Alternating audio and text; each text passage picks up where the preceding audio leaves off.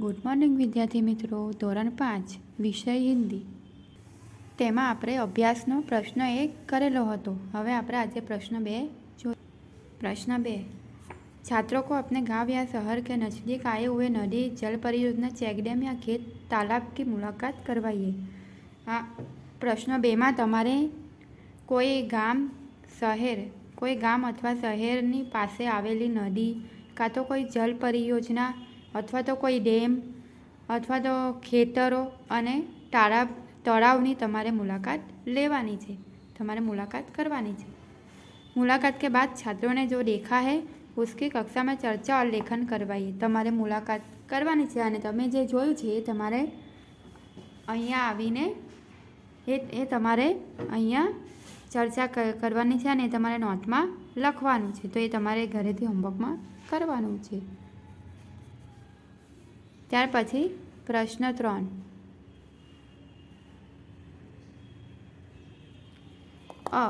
प्रश्न 3 इकाई में आए शब्द नीचे दिए गए कोष्टक में छिपे हुए हैं, उन्हें ढूंढिए और ચોરસ कीजिए. આ ચોરસમાં ઇકાઈ આપી છે, એમાંથી આપણે શબ્દ શોધવાના છે અને અહીંયા લખવાના છે અને એ શબ્દ પર ચોરસ કરવાનું છે. તો પહેલો શબ્દ શું છે? લહ લહાએ. તો જો આમાં ચોરસ કર્યો છે, લહ લહાએ. બીજો શબ્દ શું છે? બરસાત. તો જો બરસાત, એના પર પણ ચોરસ કરેલું છે. તમારે પણ મારી જોડે કરતા જવાનું છે. ત્રીજો શબ્દ શું છે? ડુમડુમા. તો આ બાજુ છે જો ડુમા, એની પર પણ ચોરસ કરવાનું છે. ચોથો શબ્દ શું છે? પ્રાર્થના. જો આ બાજુ છે પ્રાર્થના. પાંચમો શબ્દ શું છે? કહારી. તો આ બાજુ છે કહારી. છઠ્ઠો શબ્દ શું છે? ભરના. તમારે પણ ચોરસ કરતા જવાનું છે. સાતમો શબ્દ શું છે? તેરના.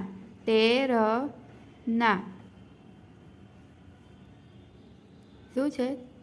તેરના. પછી આઠમો શબ્દ શું છે? બાદલ.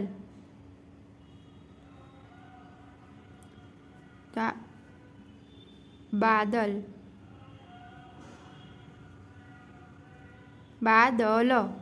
પછી નવમો શબ્દ શું છે? છપાછપ. શું છે? છપાછપ.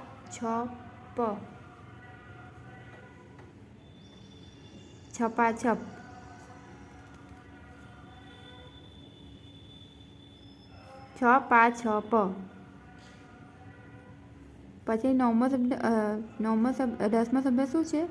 નહાના. પછી બહાર. તો બહાર. 12મો શબ્દ શું છે? ખેલના. તો વિદ્યાર્થી મિત્રો, તમારે પણ તમારી ચોપડીમાં આવી રીતે લખતા જવાનું છે અને ચોરસ કરતા જવાનું છે. ત્યાર પછી પ્રશ્ન 3નો બ. दिए गए इन वर्णों को योग्य स्थान पर रखिए और सार्थक शब्द बनाइए. નીચે જે વર્ણો આપેલા છે, નીચે કાઉન્સમાં વર્ણો આપેલા છે, તે તમારે યોગ્ય સ્થાન પર મૂકવાના છે અને શબ્દ બનાવવાના છે. તો એમાં પહેલું છે છ, ખાલી જગ્યા. તો શું બનશે? છપાછપ. તમારે પણ લખતા જવાનું છે. છપાછપ. પછી શું છે? પરેશાન. બીજો શબ્દ શું બનશે? પરેશાન. ત્રીજો શબ્દ શું બનશે? રોજ. ચોથો શબ્દ શું બનશે? જમીન. શું બનશે? જમીન. તો વિદ્યાર્થી મિત્રો, તમારે પણ આવી રીતે શબ્દ બનાવીને તમારી ચોપડીમાં લખવાના છે.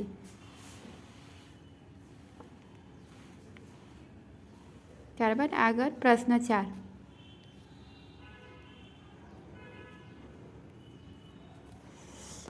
तो विद्यार्थी मित्रों, ત્યાર પછી પ્રશ્ન 4. दिए गए चित्र के आधार पर 5 વાક્ય लिखिए. નીચે ચિત્ર આપેલું છે, એના પર તમારે 5 વાક્ય બનાવવાના છે. જેમ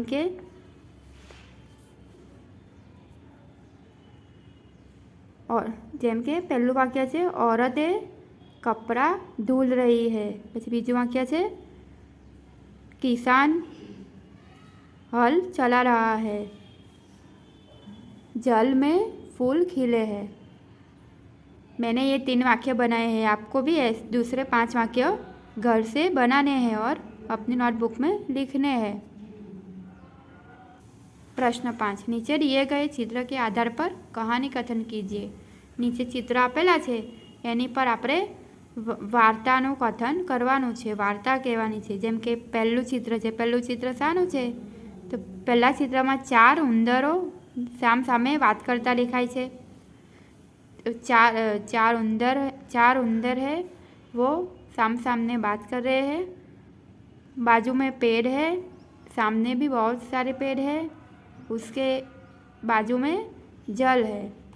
फिर दूसरा चित्र, दूसरे चित्र में पेड़ में से सांप निकल रहा है और एक चूहे को खा गया है। सामने सारे पेड़ है। ऐसे आपको 3, 4, 5, 6 चित्र पर कहानी बनानी है घर से। प्रश्न 6, कोष्टक में दी गई क्रिया के योग्य रूप से रिक्त स्थान की पूर्ति कीजिए। नीचे कोष्टक आपेलो छे, एमां जे शब्द आपेला छे तेना परथी आपणे योग्य शब्द बनावीने खाली जग्या पूरवानी छे। जेम के पहली खाली जग्या, डुमडुमा गांव में हमेशा पानी की कमी खाली जग्या थी। तो डुमडुमा गांव में पानी की कमी हमेशा खाली जग्या थी। तो काउंस में शुं आपेलुं छे? रहना। तो एनो शब्द शुं बनशे?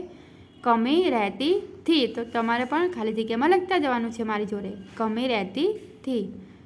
बीजू, बच्चे तालाब में खाली जग्या थे। काउंस में शुं आपेलुं छे? नहाना। तो शुं बनशे? बच्चे तालाब में नहाते थे। बच्चे तालाब में नहाते थे। त्रीजू, खेतों में मक्का और धान खाली जग्या थे। काउंस में शुं आपेलुं छे? लह लहाना। तो आपणो शब्द शुं बनशे? लह लहाते। खेतों में मक्का और धान लह लहाते थे। तो तमारे पण तमारी चोपड़ीमां लखवानुं छे। प्रश्न 7 अ, कोष्टक में दिए गए शब्दों का उपयोग करके जो वाक्य लिखे हैं उन्हें पढ़िए और समझिए। नीचे कोष्टक में शब्द आपेला छे एनो उपयोग करीने 4 वाक्यों बनाव्या छे ते तमारे वांचवाना छे अने समझवाना छे। तो आपणे वांचीए। जेम के खेत में गाय चरती है। काउंस में पहलो शब्द शुं छे? लाल। पहलुं वाक्य शुं छे? खेत में लाल गाय चरती है। कैसी गाय चरती है? खेत में लाल गाय चरती है। तो के खेतर में लाल गायो चरे छे। बीजू, खेत में सफेद गाय चरती है। खेतर में सफेद गायो चरे छे। तीजू, खेत में 3 गाय चरती है। खेतर में 3 गायो चरे छे। चौथुं, खेत में सुंदर गाय चरती है। खेतर में सुंदर गायो चरे छे। तमारे वाक्यों वांचवाना छे अने समझवाना छे।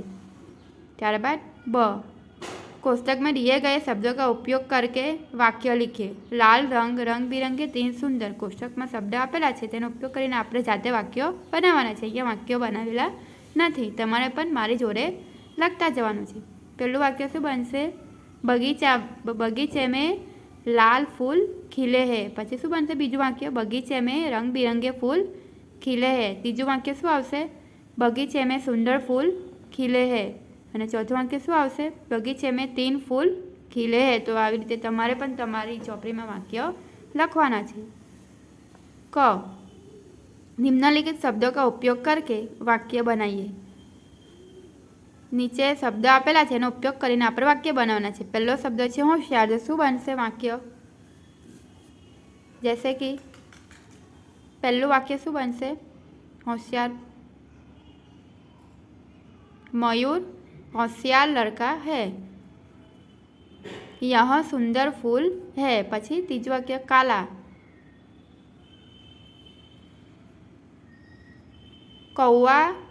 कौवा का रंग काला है। पछी चौथुं वाक्य शुं बनशे? छोता परथी,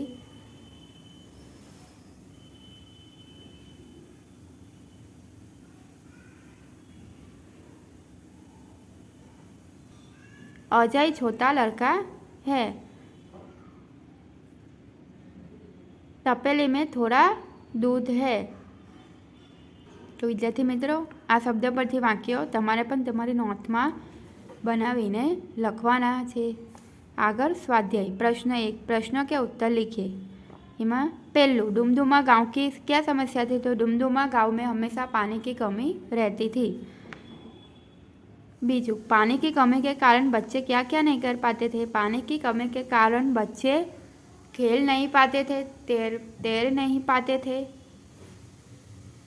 त्रीजू, रज्जिया ने पानी की कमी दूर करने के लिए क्या उपाय बताया? रज्जिया ने पानी की कमी दूर करने के लिए एक बड़ा तालाब में एक बड़ा गड्ढा खोदने का उपाय बताया। जमीन खोदने के लिए बच्चे कौन कौन से साधन लाए? जमीन खोदने के लिए बच्चे कहाड़ी, जमीन खोदने के लिए बच्चे कौन कौन से साधन लाए? तो जमीन खोदने के लिए बच्चे फावड़े, कहाड़ी, कोदार और कसम लाए। तालाब में बरसात का पानी भरने से डुमडुमा गांव को क्या फायदा हुआ? तालाब में बरसात का पानी भरने से डुमडुमा गांव को क्या फायदा हुआ? तो तालाब में बरसात का पानी भरने से डुमडुमा गांव में खेत लहलहाने लगे और मक्का और धान के खेत लहलहाने लगे और खेतों की सिंचाई होने लगी। प्रश्न 2, निम्नलिखित वाक्य कौन कहता है? नीचे आपेला 3 वाक्य है तो कौन बोले छे ते आपणे लखवानुं छे। जेमां पहेલું वाक्य, मैं बादलों से प्रार्थना करूँगा रोज बरसो। कौन बोले छे आ वाक्य? बिल्लू। तमारे पण मारी जोड़े चौपड़ीमां लखता जवानुं छे। बीजू, बादल रोज कैसे बरस सकते हैं? कौन बोले छे? महिमा। त्रीजू, क्यों न एक बड़ा सा गड्ढा खोदे जिससे बारिश का खूब सारा पानी भर जाए? तो उसको कौन बोले छे? रजिया। प्रश्न 3, निम्नलिखित शब्दों का शब्दकोश के क्रम में लिखिए।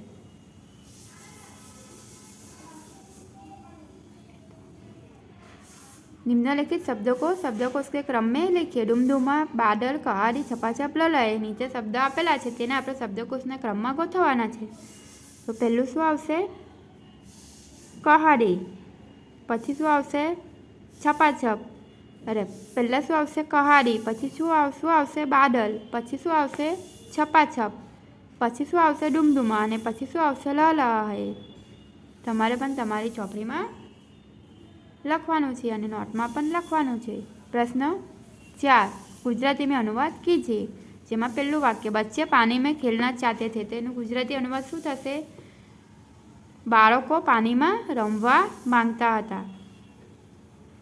बीजू वाक्य, पानी में खेतों की सिंचाई होती है। पानी में खेतरनी सिंचाई थाय छे। पानी में खेती सिंचाई थाय छे। तीजू वाक्य, बारिश के पानी में तालाब में पानी भरा। बारिशना पानी थी तलाव में पानी भराई गयु। चौथुं वाक्य, बच्चों ने पानी की कमी दूर करने की सोची। बाळकोए पानी की कमी दूर करवानो उपाय विचार्यो। पांचमું वाक्य, एक दिन बच्चे खेल के मैदान में इकट्ठे हुए। एक दिवस बाळको रमतना मैदान में भेगा थया। तो विद्यार्थी मित्रों, आ गुजराती में अनुवाद पण तमारे तमारी नोटबुक में लखवानो छे। त्यार पछी छे प्रश्न 5, निम्नलिखित शब्दों में से कोष्टक में दिए गए शब्दों के समानार्थी शब्द लिखिए। नीचे कोष्टक आपेलू छे, एमां जे शब्द लखेला छे, नीचे कोष्टक आपेलू छे एमां शब्द लखेला छे ए शब्दोमांथी तमारे शोधीने अहींया नीचे जे शब्द आपेला छे तेना समानार्थी शब्द शोधवाना छे। अहींया कोष्टकमां जे समानार्थी शब्द आपेला छे तेना समानार्थी शब्द तमारे उपरना काउंसमांथी शोधीने लखवाना छे। तो पहेલું શું છે? प्रार्थना। तो एना શું आवशे समानार्थी शब्द? तो उपासना अने स्तुति। पछी શું છે? बीजું उपाय। तो उपायनुं શું आवशे? युक्ति अने तरकीब। तीजुं શું છે? पानी। तो एनुं શું आवशे? वारी अने नीर। पछी चौथुं શું છે? बारिश। तो एनुं શું आवशे? वर्षा अने बरसात। પાંચમું શું છે? परेशान। तो एनुं શું आवशे? दुखी अने व्याकुल। तो तमारे पण मारी जोड़े चौपड़ीमां लखवानुं छे। त्यारबाद प्रश्न 6, आपके गांव, मोहल्ले, आसपास या स्कूल में भी कोई ना कोई समस्या जरूर होगी। पता कीजिए और लिखिए। प्रश्न 6 क, તમારે તમારા ગામમાં કે તમારા મહોલ્લામાં કે તમારી આજુબાજુ અથવા તો સ્કૂલમાં કોઈને કોઈ સમસ્યા હશે જ, અને જો એ સમસ્યા હશે અને એ સમસ્યાની જાણકારી મેળવો અને તમારે એ समस्या વિશે લખવાનું છે। वह समस्या क्या है, वह समस्या क्यों है, वह समस्या किस प्रकार दूर हो सकती है, उस समस्या को दूर करने में तुम और तुम्हारे साथी क्या योगदान दे सकते हैं। आ चार सवालना जवाब तमारे लखवाना है कि वह समस्या क्या है, ते समस्या कई है, ते समस्या केम छे अने ते समस्या कया प्रकारे दूर करी शकाय अने ए समस्या ने दूर करवा माटे मैं तुम और तुम्हारे साथी આપણે તમે અને તમારા સાથીઓ શું યોગદાન આપી શકીએ તમારે ઘરેથી હોમવર્કમાં કરવાનું છે વિદ્યાર્થી મિત્રો। આગળ ख, इस समस्या के बारे में अपने सरपंच नगर सेवक को पत्र लिखिए। જે સમસ્યા તમે શોધો છો એના વિશે તમારા સરપંચ અથવા તો નગર સેવકને પત્ર લખવાનો છે, તો એ બી તમારે ઘરેથી કરવાનું છે હોમવર્કમાં। ત્યારબાદ યોગ્યતા વિસ્તાર, संकेतों को समझिए। नीचे संकेतों आपेला है तेने आपणे समझवाना छे। पहलू संकेत शानु छे? STOP स्टॉप, थोबो एटले के ठहरिए। बीजू संकेत शानु छे? सांकड़ो पुल, नेरो ब्रिज, संकरा सेतु। तीजो शानु छे? गोळाकार रस्तो एटले राउंड अबाउट, वृत्ताकार रस्ता। चौथो शानु छे? आगळ सांकड़ो रस्तो छे, नेरो रोड अहेड, आगे रास्ता संकरा है એટલે કે આગળ રસ્તો સાંકડો છે, આગળ પહોળો રસ્તો છે, રોડ વિડન્સ અહેડ, આગે ચોડા રસ્તા है। પ્રવેશ બંધ એટલે કે નો એન્ટ્રી, પ્રવેશ નિષેધ। બંને સાઈડ, પછીનું ચિત્ર શાનું છે?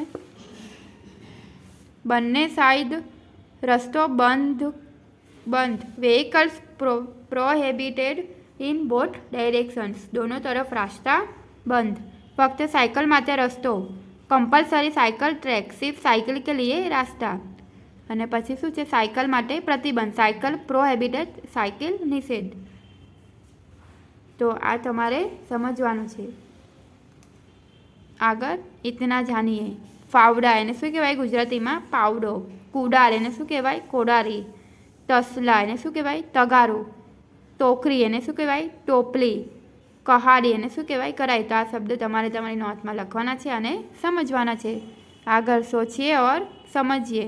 નીચેના જે વાક્ય છે તે તમારે વિચારવાના છે અને સમજવાના છે। જલ ही जीवन है, एकता में ही बल है।